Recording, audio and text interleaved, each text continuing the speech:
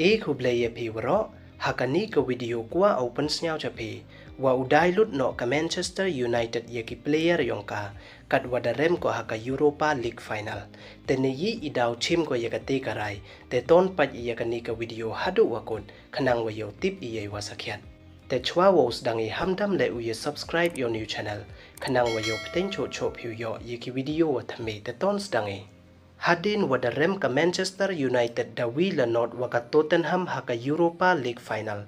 Kate da mi ki kubor wadaman ko wapan kre namo ready wow dilut ye ki player yongka. Ini icha penrem ka Manchester United haka Tottenham. Mud myo de ko uya chimbenta haki won ki European competition haka next season. We ini da jia idang arsnem hi haki li pausan snem wadadep. Way day wamyo de uya chimbenta haka European football ka Manchester United da do nong ko da £6 million. Ka Manchester United da laya kun ko waka Tottenham haka Europa League final. Day wamut wada job bait. Way de yo baj ubo yay pertu yong ka hakli do yong ka table. Tang wada si ba ki pli. Kat wam ye ki utap gol da rem ki wila not.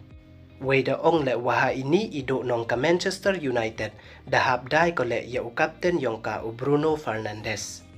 Ini ido nong ka klub da bo ile ya ka jingkeli wa he bha halor ka manred yong u manager yong ka u Robben way what hadin wada penlut u kam wa pras pa san pau million pound haki player tang wadang duna bai irkom le ke ki player hakani ka season kam te da hab dai no ya ki top star player yong ka yo poisa ka usdang dewi kam te yi ko da ya waro ki top star player yong ka lada yo ko ya ka offer wa biang Tang wala dam yo wan ko ya ka offer wa biang te boim dai ko kile te dus nyao tho I wa ida wa man ka Manchester United ka wada pen kre udai lut ye ki player yong ka waro nei bha wada jor ido nong ko kham tam hadin wada pen lut bon bha ko haki player le tang wadang duna bha ile ki I wada pen man le ya ka wo rem ha ka final we do le wo ye chimbenta ha ka next season I wa man le I wadang do nong cho ya ka